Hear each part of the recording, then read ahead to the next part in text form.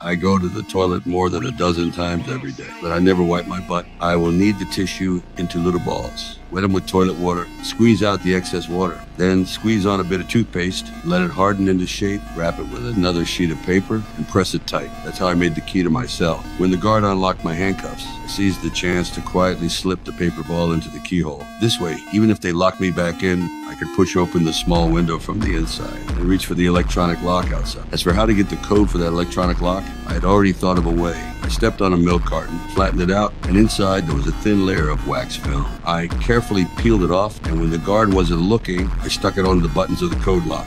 When they entered the code, their fingers would leave clear imprints on the wax film. Afterwards, I would peel the film off, analyze it against the fingerprints, and after more than 20 attempts, I finally opened the door. But that was only the first step of the escape. The hardest part was climbing over that towering wall. From the first day I entered prison, I began to watch closely. I discovered that this prison, which seemed impenetrable, had one weak point, the fire station next to the solitary confinement room. So I deliberately picked a fight with another inmate just to earn myself a trip to the hole. The next step was learning the routine. I found that after inmates returned from yard time, guards would have 7 minutes of rest. During those 7 minutes, no one was on duty in the monitoring room. So I opened the cell door, first tampered with the surveillance footage, then crawled through the ventilation duct to the fire station and quickly put on an unused set of firefighting gear. The final step was coordination with the outside. At the agreed time, my accomplice detonated a car at the prison gate. The alarm sent the entire prison into chaos. No one noticed. I was curled up under the fire truck. When the truck drove out of the prison, I slipped into the getaway car. The car drove for a few minutes, then turned back toward the prison. I went straight to the warden and told him everything. I wasn't a criminal. I was a breakout expert specializing in testing prison security systems. This was already the 20th prison I had broken out of, and I'd even written a book about it. What I didn't expect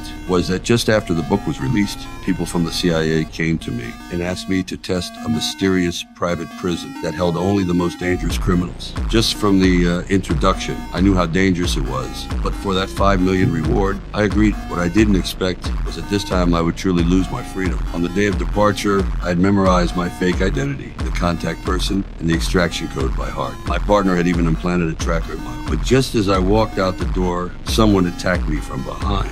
Before I could react, I was shoved into a car. They used a metal detector to find the tracker and then removed it. When I woke up, I was stunned by what I saw. Suspended glass cells that left prisoners with no privacy at all. In a place like this, even I couldn't spot a weakness. My first thought was to quit, so I went to the warden and gave the extraction code. I thought they would release me immediately, but instead, the warden just sneered and ordered his men to keep me under strict watch. It was at that moment I realized I had been played.